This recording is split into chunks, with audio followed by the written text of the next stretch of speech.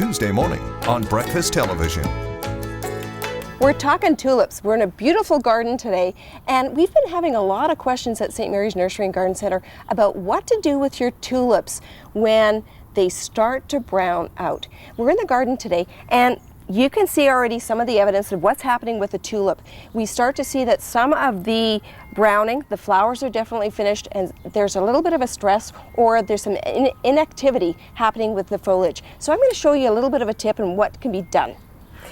All right, we're going to start with the stemming. In some purposes, in some places, we see that the tulips may be harvested for vases and that. When we leave them in the garden, we're actually taking it down. We want to remove the spent blossom that's on it. So we're doing a little bit of a trimming up and cleaning.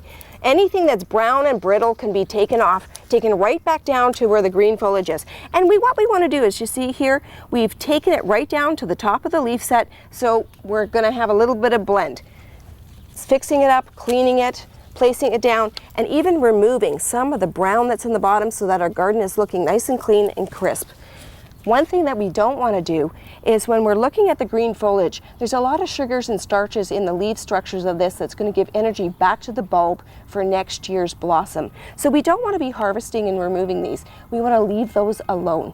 One of the things that we can do is once it's supplemented and once the leaves are all gone, an application of bone meal will help to enrich and clean up and get all those bulbs going again for next year. Take a look at it, clean it up, and this is a good opportunity where those bulbs are set that you may want to visit the garden center. If you have some little bit of open spaces, you get to do some additional planting in the garden for the spring. It gives you another burst of color, another reason to be in the garden. Now we're venturing into irises, which is another bulb form of a plant that we've seen growing first thing in the spring.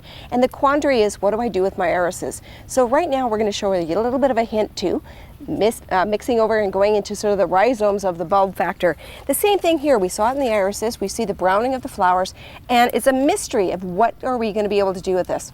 Again, harvesting irises are great for cut vases, you can do that, but now that you left them in the garden, it's time to remove them to clean it up as well.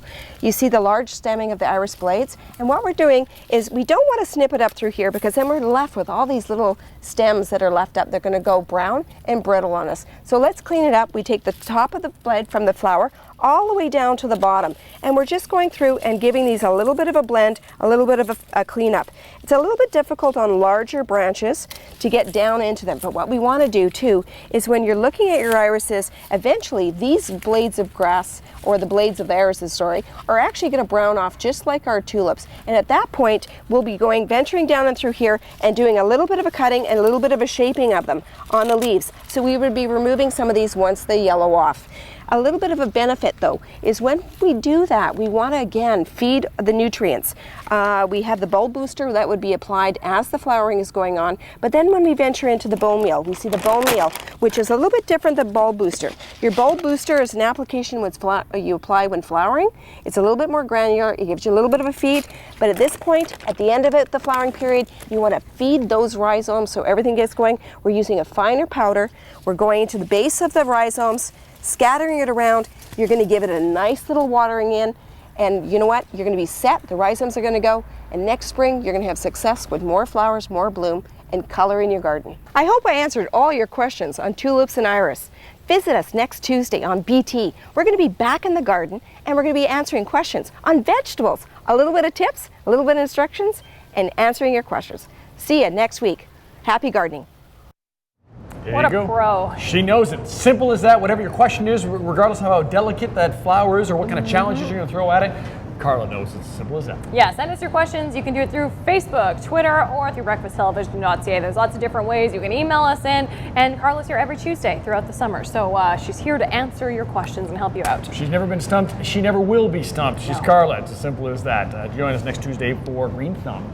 Hey, coming up on BT, we'll go one more time across the pond to get the latest. Still no word, but we may be getting closer. Well, we have to be getting closer. Well, yeah, technically we can't be further from it, but yeah, we could be getting close. We'll check in with Francis D'Souza in the UK.